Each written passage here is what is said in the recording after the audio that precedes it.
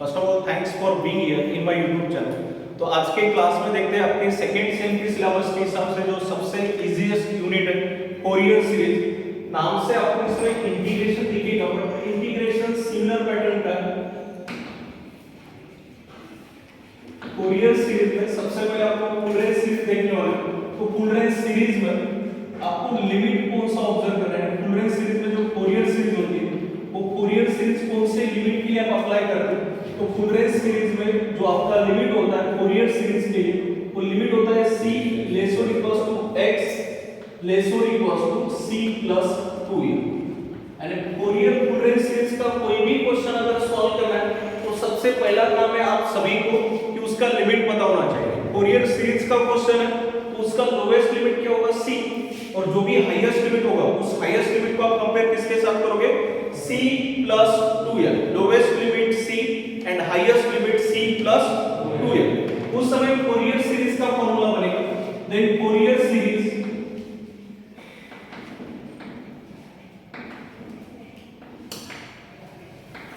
और f of x, तो full range series का फॉर्मूला है f of x is equal to a0 by 2 plus summation n equals to 1 to n equals to infinity. इस summation के अंदर दो term, first term है a suffix में n cos n पर x upon n plus second term है b suffix में n sin n पर x अपॉन n। फॉर्मूले भी आपको इजीली याद हो जाएंगे। आपका काम है फोरियर फुल रेंज सीरीज का सिंगल फॉर्मूला याद करना। इसी से half range series, Fourier half range cosine series और Fourier half range sine series के फॉर्मूले मिलेंगे आपको। तो फिलहाल फोरियर फुल रेंज सीरीज का फॉर्मूला बना है f of x equals to first unknown है a0 by 2 प्लस समेशन, यहां पे समेशन आपका स्टार्ट हो रहा है n equals to 1 to n equals to infinity. फिलहाल आपके सिलेबस के हिसाब से शो दैट वाले क्वेश्चन नहीं आते, इसलिए आपको समेशन ब्रेक करने की जरूरत नहीं होती है। अगर क्वेश्चन शो दैट वाले आते तो उस समय आपको समेशन ब्रेक करना पड़ता था। फर्स्ट टर्म का फर्स्ट अननोन है an और सेकंड टर्म का अननोन है bn और दोनों के बीच में कौन सा साइन है, प्लस। तो यही फॉर्मूले से कुछ चीजें आपको ऑब्जर्व करना है। जो फर्स्ट टर्म में आपको फंक्शन दिख रहा है a0 के साथ दूसरा कोई x वाला फंक्शन प्रेजेंट है क्या? आप फर्स्ट टर्म में ऑब्जर्व करो, फर्स्ट अननोन a0 इसके साथ कोई second function of x present है नहीं, कांस्टेंट नंबर प्रेजेंट है 1/2। जैसे आप समेशन के अंदर इंटर कर दो, यहां पे सेकंड अननोन है an बट an अकेला नहीं है, उसके साथ फंक्शन आप ऑब्जर्व करो, कौन सा फंक्शन है, cos n पर x upon n। Third unknown है bn के साथ कौन सा फंक्शन है, sin n पर x अपॉन n। यानी फोरियर सीरीज के कोई भी क्वेश्चन का फाइनल आंसर अगर फाइंड करना है तो उसके लिए तीन चीजें नोट करना है। फर्स्ट अननोन होगा a0, second unknown value of an and third unknown value of bn। यानी a0 an और bn ये तीन अननोन अगर नोन है तो उस समय आप कोई भी क्वेश्चन के लिए एक्सपेंशन सीरीज फाइंड कर सकते हो। अब ये फोरियर सीरीज क्या है, तो जैसे आप थर्ड स्टेप में पढ़ोगे लैप्लास ट्रांसफॉर्म यानी टाइम फ्रीक्वेंसी को, टाइम डोमेन को फ्रीक्वेंसी डोमेन में कन्वर्ट करना। वैसे फोरियर सीरीज का यूज क्या है, एक्सपेंशन सीरीज है। आपको इससे बायनोमियल एक्सपेंशन वाला फॉर्मूला पता है, algebraic expansion a + b whole square पता है। उसी तरह कोई भी फंक्शन को अगर एक्सपांड करना है तो उसके लिए आप फोरियर सीरीज का यूज कर दो। और ये आपके फोरियर फुल रेंज सीरीज का फॉर्मूला जिसके अंदर तीन अननोन छुपे हैं, first unknown a0, second unknown an और थर्ड अननोन bn।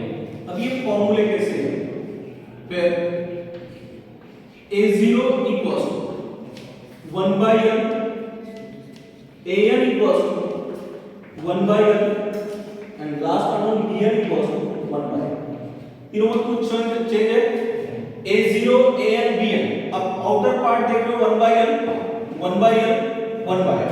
अब होगा इंटीग्रेशन। मुझे बताओ फोरियर फुल रेंज सीरीज का लिमिट क्या है, c2 c+। तो जो इंटीग्रेशन है उसका लिमिट वही होगा, जो लिमिट है फोरियर सीरीज का वही है, c2 c+। यहां पे भी लिमिट बनेगा c2 c+2n, यहां पे लिमिट होगा c2 c+2n। कुछ नया पोर्शन है, a0 an और bn तीनों में सेम चीज है, 1/n 1/n। उसके बाद सेकंड चीज इंटीग्रेशन का लिमिट। थोड़ी देर बाद आप लोग हाफ रेंज सीरीज पढ़ने वाले हो, तो फिलहाल फुल रेंज सीरीज का लिमिट क्या है, c2 c+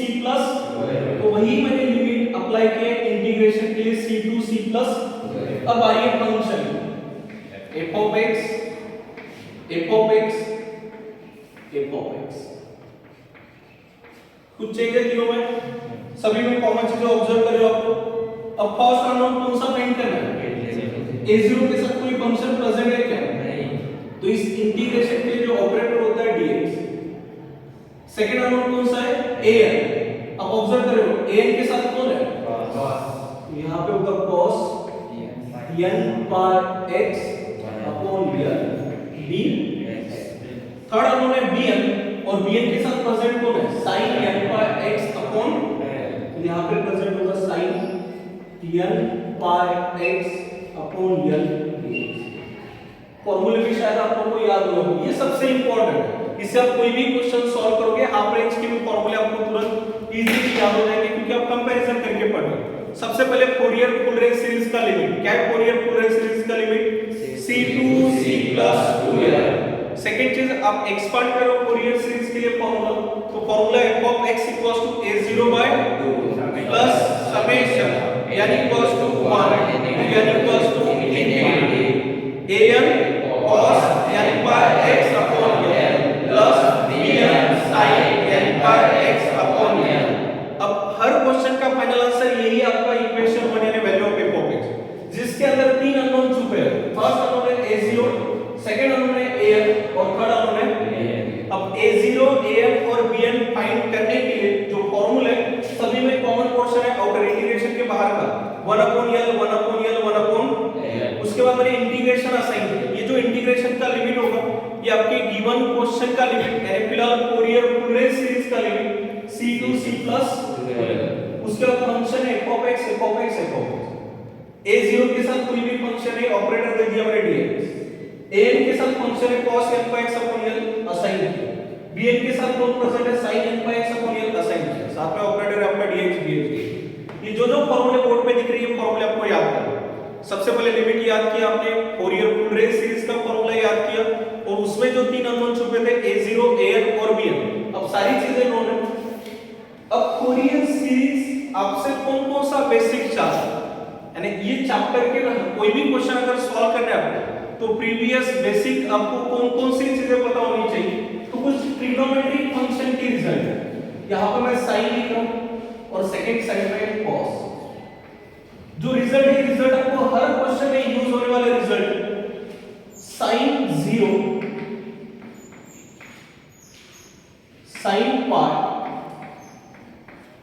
sin n part sin 2n part और sin π/2। सबसे पहले लिखा हमने sin 0 फिर sin π sin n π sin 2n π और sin π/2। यही सेम रिजल्ट में cos के लिए लिखी cos 0 cos part cos n part cos 2n part और cos π/2। फोरियर सीरीज का कोई भी क्वेश्चन हो इसमें ये रिजल्ट यूज होना कंपल्सरी है, क्योंकि आप जो फॉर्मूला देख रहे हो a0 an और bn, यहाँ पे an और bn में कौन छुपा हुआ है? cos और sin दो फंक्शन प्रेजेंट है। हर क्वेश्चन में आपको cos और sin से रिलेटेड रिजल्ट यूज होने वाले, तो sin और cos के लिए जो रिजल्ट लिखे मैंने, अब सबसे पहले sin का रिजल्ट चेक करते हैं। सारे रिजल्ट मैंने लिखे, sin बस एक ही चीज के लिए उसका रिजल्ट 1 है, वो है sin π/2 90। बाकी कोई भी साइन हो उसके लिए रिजल्ट लिखोगे आप क्लियर है सबका। sin π हो sin 2π हो sin n π हो sin 2n π हो sin का कोई भी π हो उसके लिए रिजल्ट क्या रहेगा? और sin 0 क्या होता है? यानी आपका जो sin है वो कब 1 बनता है? 90 डिग्री यानी π/2। sin π/2 की वैल्यू कितनी होती है? रिमेनिंग सभी के लिए क्या रहेगा? 0।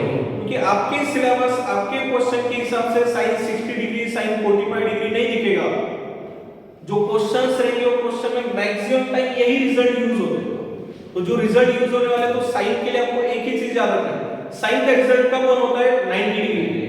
रिमेनिंग कुछ भी आता है sin के एंगल में उस समय आप रिजल्ट क्या लिखोगे? 0। क्लियर है सभी का?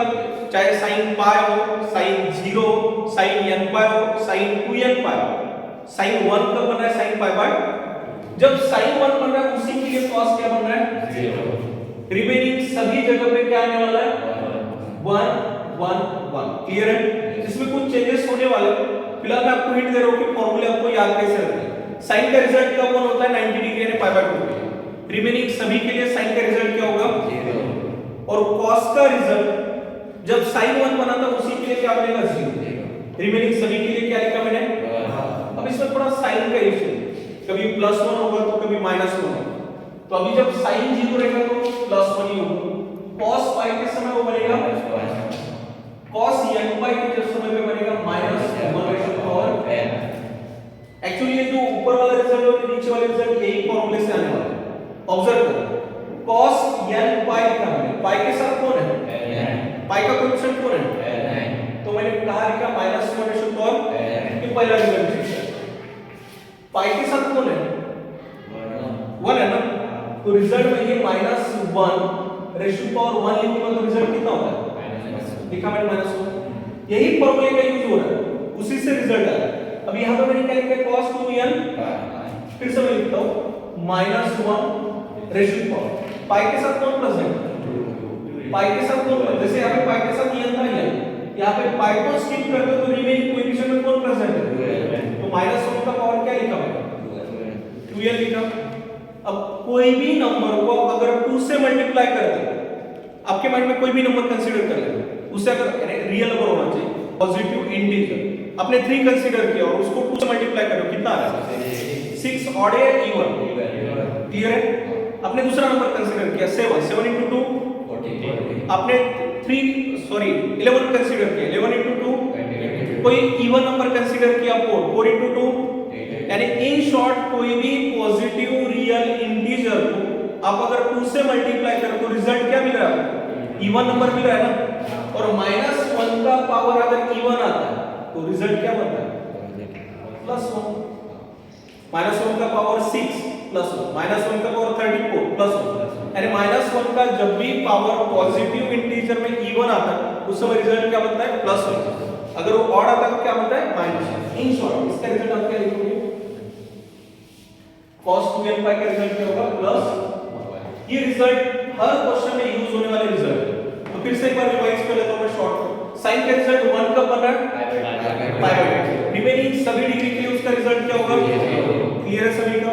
अब आता है cos के ऊपर, cos का रिजल्ट 0 कब होगा और रिमेनिंग सभी वैल्यू के लिए उसका रिजल्ट वेरी होता है +1 और -1। अगर उस पाई का कोएफिशिएंट ऑड है तो रिजल्ट लिखोगे -1 और उस पाई का कोएफिशिएंट अगर इवन होगा तो रिजल्ट क्या लिखोगे +1। फॉर एग्जांपल अगर कभी ऐसा आता है cos 5 पाई, आंसर क्या होगा ये तो लिख के नहीं दिया ना मैंने cos 5 पाई लिख के दिया है क्या, बट ये आपको आना चाहिए cos 5 पाई। इसका मीनिंग क्या है पाई का जो कोएफिशिएंट है रिजल्ट क्या होता है -1/n। पाई का कोएफिशिएंट कितना है 5 -1 का पावर 5 कितना आता है अभी ये रिजल्ट लिख के देने की जरूरत नहीं। पाई का कोएफिशिएंट अगर ऑड है रिजल्ट -1, बट अगर पाई का कोएफिशिएंट इवन है रिजल्ट क्या होगा इस 5 को ही मैं अगर 6 से रिप्लेस कर दूं तो पावर क्या बनेगा और -1 का पावर 6 क्या होता है क्लियर सभी का। ये था ट्रिग्नोमेट्री फंक्शन से रिलेटेड रिजल्ट। sin 0 क्या होता है cos 0 क्या होता है और कुछ रिजल्ट आपको समझना है e⁻⁻0 या e⁻+0। आपको ये फॉर्मूला पता होगा anything raise to the power 0 equals to 1। अब किसी का भी पावर 0 असाइन करते हो तो रिजल्ट क्या होता है एक्सेप्ट 0⁻0। अब अगर 0 के पावर में 0 असाइन करते हो तो ये इंडिटरमिनेट फॉर्म है, यानी आप किसी का भी पावर 0 दे रहे हो रिजल्ट कितना आता है। तो ये दो रिजल्ट यूज होने वाले हैं e⁻⁻0 या e⁻+0। रिजल्ट क्या होगा क्योंकि यहाँ पे जो बेस में प्रेजेंट है e क्या है कांस्टेंट नंबर, उसके कांस्टेंट वैल्यू और कांस्टेंट का पावर अगर +0 या -0 देखो तो रिजल्ट क्या होगा +1। तो ये रिजल्ट है आपके पास e⁻⁻0 और e⁻+0। रिजल्ट कितना आएगा सेकंड e⁻⁻∞। रिजल्ट होगा 0। e⁻⁻0 या e⁻+0 रिजल्ट कितना था e⁻⁻∞ का रिजल्ट कितना है।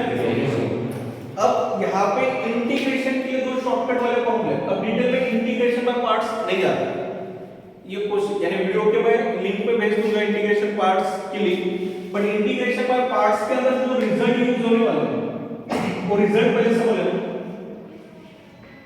मैक्सिमम क्वेश्चन में यूज होने वाले फॉर्मूले जिसमें आप इंटीग्रेशन का रिजल्ट लिख रहे हो।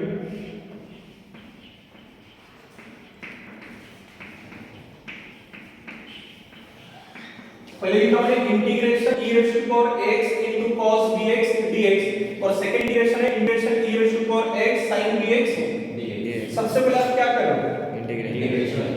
इंटीग्रेशन के अंदर दो फंक्शन इनटू है, इसे बोलते हैं एक्सपोनेंशियल और इसे बोलते हैं ट्रिग्नोमेट्रिक। यानी ये रिजल्ट है इंटीग्रेशन का, रिजल्ट आप याद करने जा रहे हो। दो इंटीग्रेशन उसका रिजल्ट आप याद करो। पहला इंटीग्रेशन है integration e raise to power x cos bx dx और सेकंड इंटीग्रेशन क्या है? Integration e raise to power x sin bx dx। अब इनके रिजल्ट लिखते समय e raise to power ax upon a square plus b square, यही same result आपको यहां पे लिखना है। e raise to power ax upon a square plus b square. यहां तक किसी को डाउट? कॉमन चीज ऑब्जर्व करना है, रिजल्ट आपको इजीली याद हो जाएगा और आपके एग्जाम में क्वेश्चन इसी से रिलेटेड आते हैं और चांसेस है और भी क्वेश्चन इसी से रिलेटेड आ सकते हैं। आउटर पार्ट में क्या लिखा? e raise to power x upon a square plus b square. Same यहां पे भी रिजल्ट लिखा। अब इसमें a और b क्या होता है? Where a is coefficient of x in the power of e। अब ऑब्जर्व करो a कहां पे बैठा है? e के पावर में बैठा है ना, और किसके साथ बैठा है? यानी x का जो भी कोएफिशिएंट होगा वैल्यू ऑफ a, उसके बाद जो ट्रिग्नोमेट्रिक फंक्शन है उसके एंगल में x का कोएफिशिएंट आप ऑब्जर्व करो।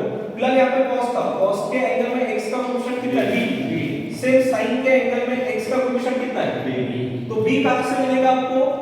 ट्रिग्नोमेट्रिक फंक्शन के एंगल से जो भी x का कोएफिशिएंट होगा वैल्यू ऑफ b।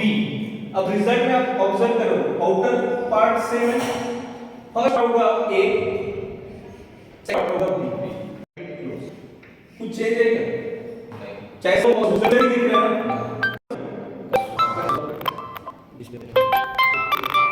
तो फर्स्ट पार्ट में कौन प्रेजेंट है? cos। यहां पे क्वेश्चन का कौन है? सेकंड टर्म क्या होगा? sin। क्वेश्चन कौन है? sin। फर्स्ट टर्म में होगा sin और यहां पे आएगा आपका cos bx। अगर क्वेश्चन में cos है तो बीच में प्लस साइन, अगर क्वेश्चन में साइन है तो बीच में माइनस है।